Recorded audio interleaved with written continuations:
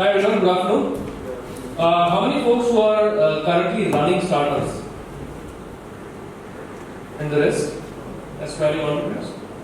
Okay. Great. My name is Ajay and Punit. I run Zone Startups India. Puneet is a colleague, he works with us. He runs one of the accelerators that we run in the country. So what I'll do is I'll quickly take you through a presentation about who or what Zone Startups is and what we've been doing in India. And then we'll go into a presentation from Puneet talking about one of our accelerator programs. So we are headquartered in Toronto, Canada. We are a part of a university, Rise University. We run more than 100 odd incubators and innovation centers across Canada. A lot of these are very thematic or sector focused incubators focused on areas like urban energy, digital media, fashion technology, 3D printing and additive manufacturing, social ventures and so on. We also run corporate accelerators for a whole bunch of large corporates. So on the Canadian side, we run a corporate accelerator focused on industrial internet for GE. We run an accelerator for Rogers, which is a large telco, and our programs are focused on sports and media and on transmedia. We have been operating in India now for the last 2.5 years. We are based out of the Bombay Stock Exchange building. We are the only accelerator in the country which is supported by Department of Science and Technology. So all the programs that you would have heard of under the Startup India program and DITP, so we are the only independent accelerator under which startups which get qualified to be a part of the program get eligible to all those grants or takeaways which the government has spoken about. Having said that, we also run a whole bunch of standalone accelerators for corporates in India as well. So we run Rise Accelerator, which is with Barclays. So Puneet runs that program for us. Likewise, we run an accelerator for Axis Bank in Bangalore called as Thought Factory. So Thought Factory is a unique model where it's an accelerator and a co-innovation lab. So while the accelerator is to essentially work with 6 to 10 fintech startups which get selected as a part of the process, the co-innovation lab is something where we actually ran a hack for hire and hired 13 techies, which were basically developers, solution architects, and entrepreneurs. Axis Bank seeds problem statements, and these teams kind of build on solutions or prototypes, which the bank will eventually get on to fund. So this is a broad spectrum of the accelerators we run. The next slide basically we talk about incubators we run. So all our programs are essentially in partnership. So we have a very strong alignment with industry. So even our incubators, if you see the ones we run in Toronto, most of the incubators are kind of sponsored or partnered with one industry partner. The biggest reason we do that is because startups build for either raising a round of money or for someone to make use of the products which get built, and that is not possible if you do it in detached kind of a scenario or do it in silos. And that is where having very strong industry partnerships is important, because you build something for someone to make use of, and we always ensure that the first customer or first client at least is available for any of the startups that we work with. Yeah, so coming to what we do in India or what we largely focus on, mainly we look at technology startups. We are pretty much industry agnostic. The interest is more to work with enterprise or B2B, because that is where we bring a very strong connect with industry even in India. Having said that, the program in India has about 96 startups till date built over the last 2.5 years. A good number are B2B or enterprise tech, but we also work with B2C startups, especially the ones where there is not as much competition or where we feel that what we can bring to the table is helping them scale and grow beyond one particular market. So we look at founders who bring strong expertise either for a domain or an industry, and have the capability of putting together teams and scaling up the solution or scaling up the product. So we don't get enamored by really fancy businessmen or ideas or so on and so forth. I mean, Puneet was one of the entrepreneurs of one of the startups which was a part of Zone Startups a couple of years back. So we look at founders who bring solid expertise or solid experience behind them and are able to build some really good companies. So what does Zone Startups essentially offer? So we are located at the Bombay Stock Exchange Tower. We have about an 80-seater. So startups essentially get to work out of the space. So very strong connect with a peer community which is resident at the program. Other than that, we bring in a very strong mentorship and business development counseling. So we do not run a cohort-based or batch-based accelerator. So throughout the year, we keep receiving applications, keep reviewing them, bring companies in. They stay with us anywhere from 2 months to 9 months, during which we work one-on-one with companies. By nature, startups don't wait for an accelerator or incubator to kind of kickstart. I mean, on a daily basis or on an hourly basis, there are startups which are getting formed, ideas which get nurtured. So we very firmly believe that cohort-based programs do not add a lot of value to startups. You need to be able to bring a company in as and when you see a very strong idea or very strong potential and work with them based on what their needs are. The problem with a lot of cohort-based programs is that it is very unidirectional in terms of content which gets thrown or the kind of programming which gets offered. Different startups may have different needs at different points in time. Someone might be looking at their first POC, someone might be looking at their first paid customer, someone might be looking at hiring interns, someone might be hiring at their first full-time staff, someone might be looking at co-founder. So one needs to be able to work with companies based on what their need is at that point in time. So that is something that we bring in. The next one is networking opportunities. Startups need to be, so people talk about fancy demo days. We are not firm believers of that because once you have identified your product market fit, you have a prototype. Probably every day is a demo day. Either you're demoing to an investor, you're demoing to your potential customer, probably you're demoing to someone to attract some really good talent. So you need to network with a lot of people, and that is something that we bring on an ongoing basis through the events and programs that we run. Technology support. Almost every incubator and accelerator has a lot of tech partners. So cumulatively, we bring together something like $300,000 of credit. Beyond the IBM, Amazon, Microsoft, and Google, there are a whole bunch of other technology partners that we have that Puneet will talk about. Funding opportunities. We also have 190 crore India registered fund. We have so far put money in a couple of companies, but the target is annually we will invest in about 20 odd companies, anywhere between 50 lakhs to 3 crores. So we bring in our own fund. At the same time, on a regular basis, we bring in a lot of investors to come and meet with our startups. A lot of these meetings may not necessarily be an investor pitch as such, but to understand how investors function and what they essentially want to see. So at least that rapport is built over a period of time. And eventually there can be opportunities where you could actually pitch for fundraising. But we also help in connecting our entrepreneurs with investors when they are ready to go to investors and speak and pitch them. International market access. So beyond Canada and India, we have operations in South Africa, Israel and UK. We are setting up a program in Jordan and Philippines. So there's a whole bunch of markets in which Ryerson as a university and Zone Startups as a brand has reached into. A lot of our startups, when we feel they're ready to go international, we are not dependent on someone for providing soft landing. Classic example again, Puneet, when he was running his startup Buckliver, we had taken him to Toronto for soft landing for a period of 4 months. In the last 3 years rather, we have been running an annual competition for the next big idea. Every year we select 5 companies who we take to Toronto for a 2-week all-expense paid market development program. The first company which we had taken to Toronto back in 2013 was Citrus Pay. Satyan Kothari, who was the founder at that time, he sits on the board of our fund. Citrus made a $130 million exit just a few weeks back. So a lot of high pedigree out of our accelerator is that it lends a lot of credibility within the peer community. Also, it creates access to a lot of good startups for all building startups ground up. And a lot of times you need that kind of an external exposure or access to people who are able to talk to you and understand where you're coming from. So peer mentoring is again very important. And the last one is industry connect. So regularly we bring in a lot of CXOs to come and meet with our startups. One of the reasons being not just mentoring, but also our main focus as far as the B2B or enterprise startups go is to help them get their first 5 paid customers. That is the biggest challenge that a lot of early stage startups have. And that is where we add a lot of value to our companies in helping them get their first 5 paying customers.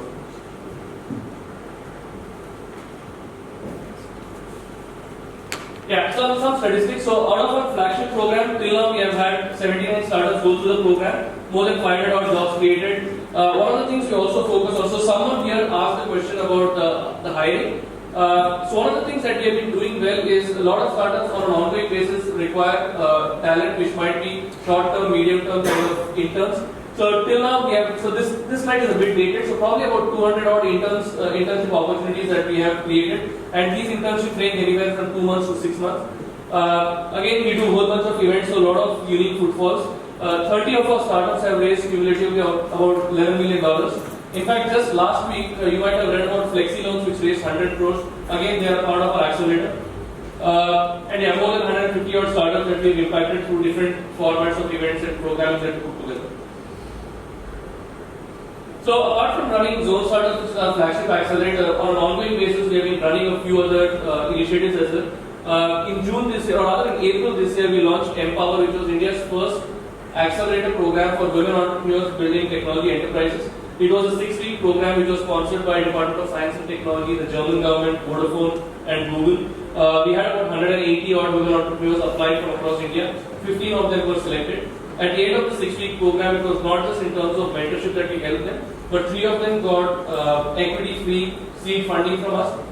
3 of them got research grants from us for 7 lakhs each, and one of them we are taking her to Toronto for a 2-week market access program, and to one of them a 5,000 pound design package was offered. So 8 startups out of the 15 were direct cash or cash equivalent beneficiaries. Next week idea I again spoke about. The third one is Village Capital, with whom we had partnered for a digital financial inclusion accelerator last year. Again for tech and non-tech startups which are working in the digital inclusion space. Apart from that, we are very heavy on the corporate innovation side. So we run accelerators for Barclays and Axis Bank. But in addition to that, we run a fintech innovation program for Thomson Reuters. In fact, I think I was started to speak more on that program. So how many fintech startups in the room?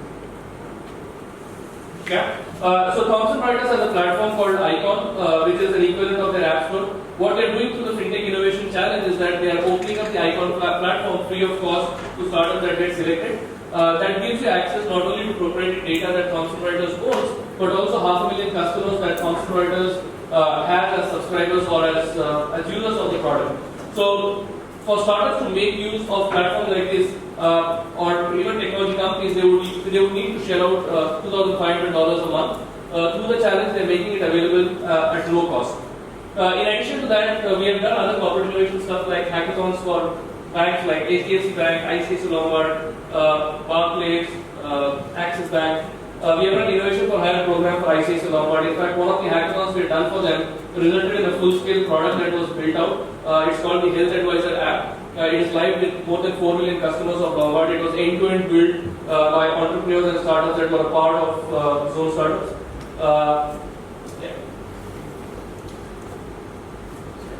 So another initiative of ours is called Zone School of Code. Again, we have not taken it further on in a bigger way, but one of the biggest challenges which startups have is access to talent. We have run 2 cohorts of one on Android and one on Python. We had good subscription, but we realized that one needs like a full-scale team to run a program like this. So this is something again we will kickstart again in Jan 2017. But Zone School of Code is essentially for developing a channel or a pool of coding talent, not only for the startup industry, but also for the larger IT services industry.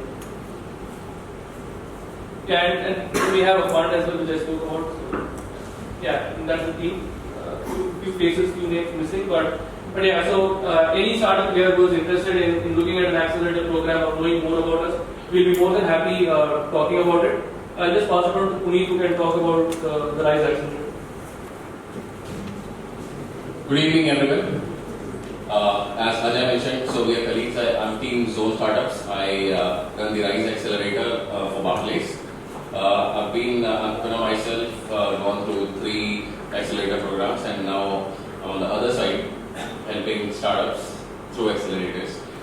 So I'll talk a little about Rise.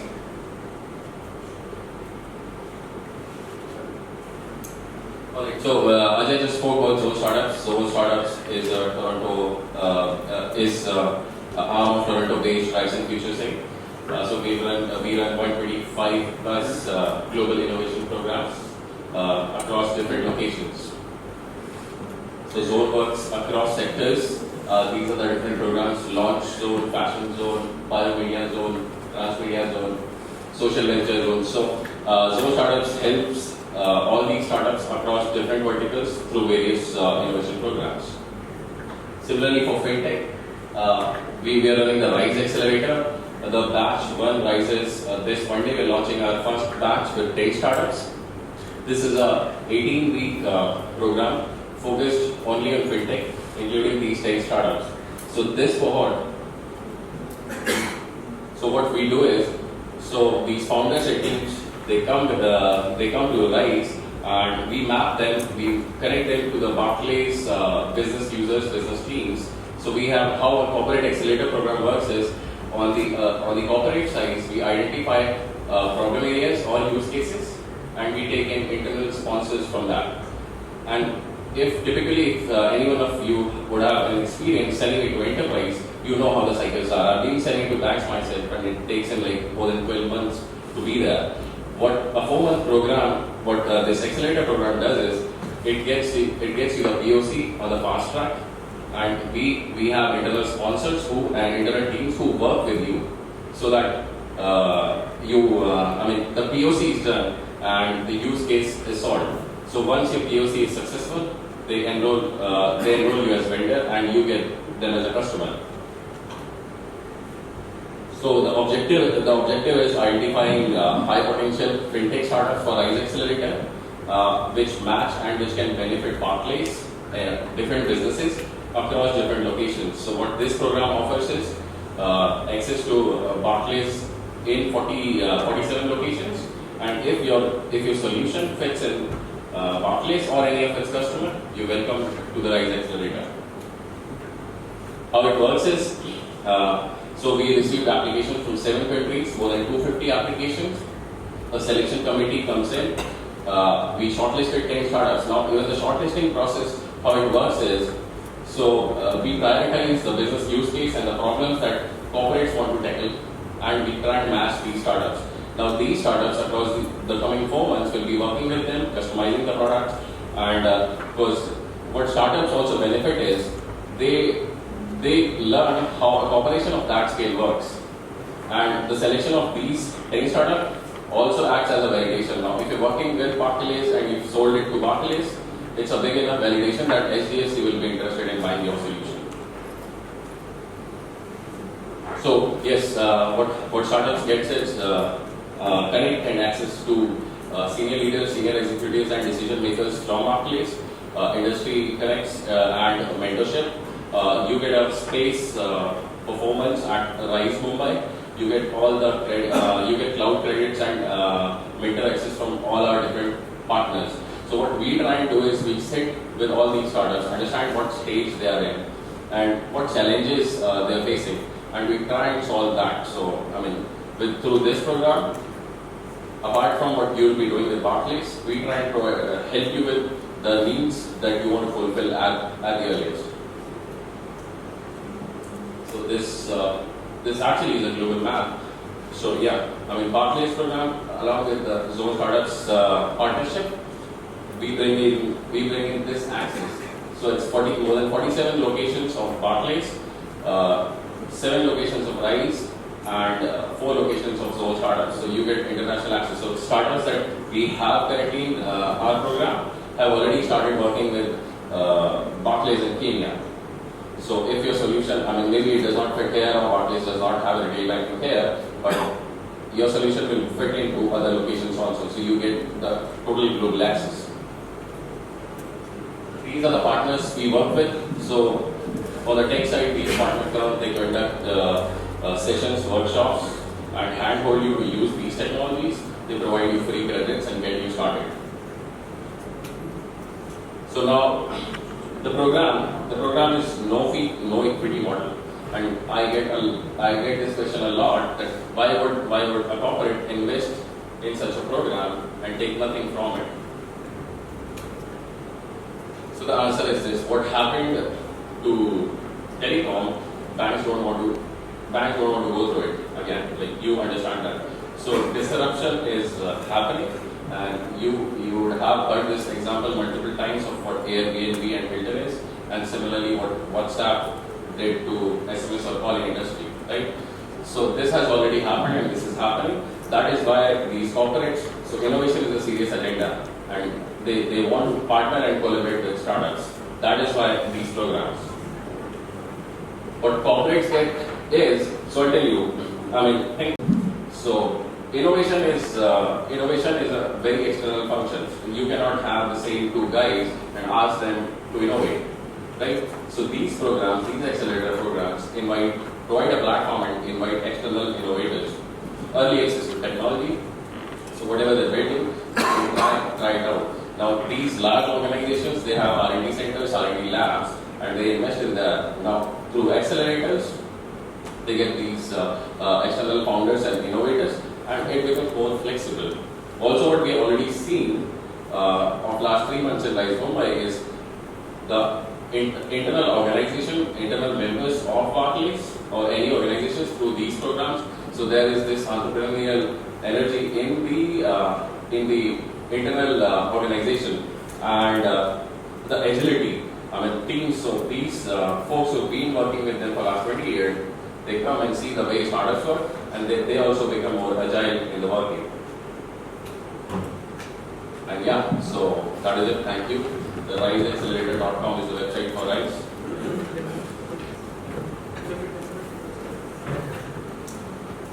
Happy to take any questions. Thanks a lot, Puneet and Ajay. I think we are open for the question and answers. If you have anything related to Zone Startups or the Accelerator program, please feel free. This is the opportunity, actually. Otherwise, it's difficult to find Ajay's name. It's a very general question which I want to address. What kind of solutions do banks and the Barclays look at when they are so what kind of startups you have shortlisted in your batch starting from Monday? So they'll be announced on Monday. Now what happens is, so Barclays, how we took care of it, so we had multiple business partners. So Barclays as a bank is huge and is into, say they have credit card, they have retail banking, they have support services, they have wealth and investment, right? So each of them came up with different problem areas. So there are two sides to it. Either your solution solves any of their problem, or maybe your solution is something very new which can enable them to open new lines of business or which helps their customers, right? So that is how we picked up startups. So from the entire pool we shortlisted 50 companies, and then we only had to take 10 of them. So then we prioritize what are the problems. So maybe this quarter or this batch, these are the priority areas that they want to focus on, right? So that is how we pick companies.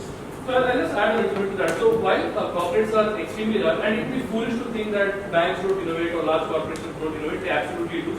They definitely know where their shit is going, where their problems are. But the problem is there's lots happening on the external ecosystem. There might be 1 out of 100 which disrupts the complete industry in itself, but you got to be like geared up to it. So to even ask a question, so there are a lot of people who ask different questions in terms of what is the focus area of the accelerator. It could be a corporate accelerator, it could be a standalone accelerator. The problem with having a cohort-based program which is very time-bounded, I have to start on day 0 and end on day 90, or I'm looking at an accelerator which is going to be focusing only on area X, Y, and Z. It creates a lot of problem because then it completely throws away the model of looking at external ecosystem for innovation. You are almost like blindfolded. So even the corporates will come up with, say, themes that, okay, this is the canvas that I want to look at.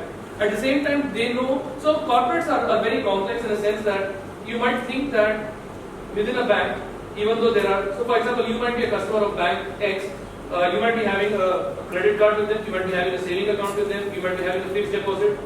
But you as a customer and for the bank, these are different divisions or different business units in themselves. You might assume that all your interaction with product A across different formats, which could be emails, which could be phone correspondence, which could be visit to the branch, is standardized across everything. It doesn't happen. They are so siloed that everyone wants to do their own stuff because they all have their own KPIs. Okay?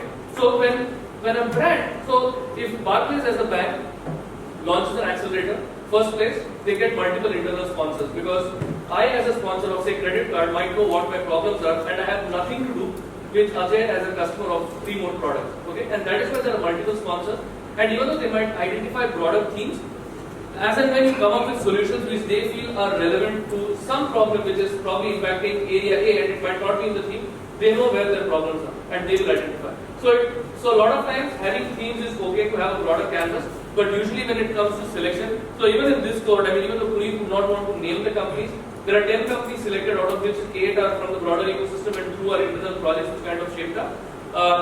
If someone were to just blanket them in one category, you might say that they're in the broader area of big data and analytics. I mean, it's as vague as anything can get. But each one might be solving a particular problem which is relevant to a particular business unit of the bank.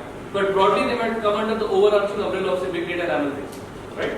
So it's a good question, but at the same time, banks know where their problems are, and if you have a good enough solution to cater to a problem, they will be. During the course of this program, do you also have startups to step their marketing to help them get customers?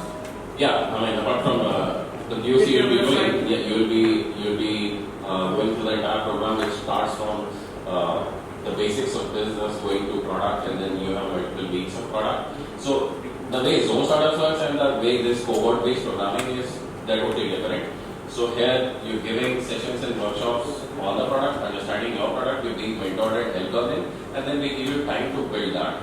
And there are then reviews on how you're progressing on product. Then we come to design, we come to marketing, all the aspects of building a business. So maybe if you were a techie, you came up with an idea and built a product, but then in the fintech industry, there are so many regulations, so many legal aspects which you're not aware of, right? So we take you through the legal thing, if it is feasible or not, or how to crack it. So you go through the entire cycle. So see, corporate accelerators can do only two things for the corporates. One, it acts as a really great marketing PR giving for them for several reasons. One, it could be as a part of CSR, it could be about future job creation, it nurtures the spirit of entrepreneurship within the organization. And the second one is very commercial and tangible, that I get first access to technology and I'm willing to risk and become the first customer to this product. Or two, there is an M&A strategy that once a focused POC is done after 3 months, I'm either going to I'm going to cut a check to the startup, or I'm going to acquire the startup, or I'm going to invest into the startup. So it's either very, very marketing-led, very customer-facing or outward ecosystem-facing, or very internal focused, where there is a vested financial and technology interest that the company takes. So unless these, one of the two is not clarified, it is very futile to actually even run a corporate accelerator. That's why a lot of corporate accelerators after a certain point in time, they shut shop. Because once leadership change, the interest change, there is no uniform direction towards which the program is working towards. So in this case, it is very POC driven. That 3 months, there is a business, so on day 0, business sponsor is identified. So each of the 10 startups is not picked by a general innovation committee or a accelerator committee. There are about 4 internal divisions of Barclays which are sponsors, and each of these sponsors were a part of the shortlisting criteria, and they picked solutions which they felt were relevant to a problem that they had. So there is an internal sponsor which has been pre-identified, and the team which is being selected is going to work with that particular sponsor to build a proof of concept or a pilot for that business unit. So you have a sponsor from day 0. Will you announce the problems that the bank is facing for No, we won't be doing that. And plus, I mean, they already have vendors working on solving their problems, and you wouldn't want to build a solution catering to their problem. So we get the problem areas, but we don't announce it loud to the public, because we get this query a lot, what are the problem areas, I can build that. But we don't want you to build a company because Barclays is having a problem area. No, but I might have a solution to your problems. Yes, I understand that. You should connect with it. You should connect with it because we know what are the areas which are of interest. So you should connect with me. So yeah, you should talk with. Yeah, I have a question around the business model. As you said that you don't charge any fees, you don't charge any equity. How do you keep the lights on, or how do you manage to? Barclays has been on for 325 years, my friend. No, I understand that. Yeah. No. So fair question, but yeah. So they are doing it for the first time. So they have programs running in 6 countries, right? So they have programs running in London, Manchester, New York, Tel Aviv, Cape Town, India, then Bombay, and then Vilnius in Eastern Europe. So it is something that they're investing into long term. If you haven't visited Rise Mumbai yet, any of you in the room, you should make a visit. It's pretty much state-of-art infrastructure. There is a lot of commitment from senior leadership, not only of Barclays from India, but also from Barclays UK, Barclays Africa, which is South Africa and Kenya. There are a lot of frequent visits happening because they firmly believe that there's a lot of stuff happening in India which they can leverage. See, in India, Barclays doesn't have a retail presence. Only Wealth has a presence in India, but none of the other businesses of Barclays has a presence. But there are so many other markets. So Barclays is present in 48 countries, and each market has got its mind share with Barclays UK. But at the same time, a lot of problem statements are global. There are a lot of problem statements which are local. Barclays has done 2 hackathons with us in 2015 December and a couple of months back. There were teams from UK and Africa which were here to hunt out solutions that could potentially be built out of India for those markets. So yeah, there's a lot of vested investment of time, money, and resources from Barclays to get something out of here for the global markets. And these solutions can be used by Barclays competitors as well. Yeah, so I mean, Rise Accelerator is not something that Barclays is looking at in terms of ROI as cash or equity, right? They're interested in solution and technology, which they get from it. They get the first dibs on the technology, and then they get the first dibs on the technology. Yes. The startups. Okay, so the good thing with Barclays is that Barclays doesn't have a retail banking presence in India. So unlike some of the others, so a lot of corporate accelerators not only have ropers, but also they have clauses where during the duration in which you are a part of the accelerator, you can't work with competing organizations. Because, so the good thing with Barclays is that they are open to the entire thing because they don't have retail presence in India and they're pretty much fine. So even for the launch day, for the demo day, for this event happening on Monday, we have invited other banks and insurance companies, wealth companies from India because they're pretty much open about it. Because they want to create Rise as a fintech hub for India and the accelerator is a part of it to look out for some really great solutions which Barclays can make use of elsewhere. But at the same time, they're completely not against you selling it to some other bank in India. That's completely fine. So the question is most. Yes. I wanted to know something about the social venture fund that we have. The social venture zone. Yeah, that's in Toronto, but yeah, we have done stuff here, but not as a dedicated program. The question is, most of the startups is query that how they should get registered to the government startup program through that DIPP, how do they get selected? And just throw some light and how the startup will be able to also help for the Mumbai startup. So yeah, very valid question. So we keep getting a lot of inquiries from startups from the broader ecosystem to get registered as a startup. In the first place, if you're looking to get registered as a startup and you have a certificate that you can put on your wall, it's better that you don't focus on doing a startup. You better take up a job somewhere or do something else because that piece of paper is not going to take you anywhere. So there are only about 20 odd incubators, accelerators in the country which are accredited under DIPP, under the Startup India program to give out this certificate. None of them is giving out this certificate as yet because there are no clear definitions as to who qualifies as a startup. The definition of innovation is very broad based. You can't just call something as innovation based on someone's fancy definition or whatever. So many startups come to us with this problem. We try to tell them that go to incubators and accelerators which are accepting startups into their program. If you qualify or you meet the criteria that they have set forth and you get into this program, you automatically become eligible for a whole bunch of programs that the government has launched for startups. Just by having that piece of paper, it's not going to. So a lot of people have an understanding that if they get a certificate as a startup, they'll be eligible to softer loans from banks. Maybe they become eligible to raise money from VC. That's not the case. VCs are not going to look at a piece of paper and cut you a check. They are going to look at scalable business models, a team, and a bunch of other things. So if someone is like really interested or keen on doing a startup, I think you should focus more on the business side of it rather than going after a piece of paper. It is, I mean, if any one of you has trading business or any other business, just like having a Gumasta license or whatever, which you put up in your shop, I mean, that piece of license is not going to get you anything. That is what we try to advise people.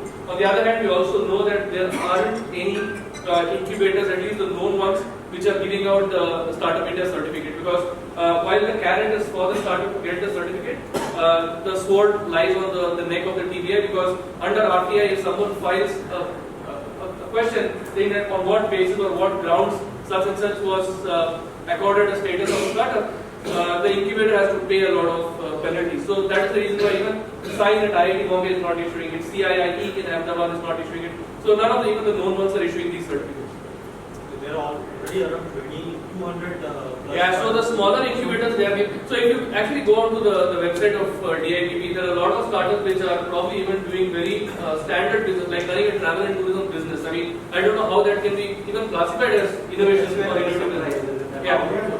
So that's, I mean, it's a waste of time. No, the guidelines are you should have some IP and you should be innovative. But I know somehow I never went there and I get keeping calls from somebody who's even selling juice and he wants to get the benefits on taxes.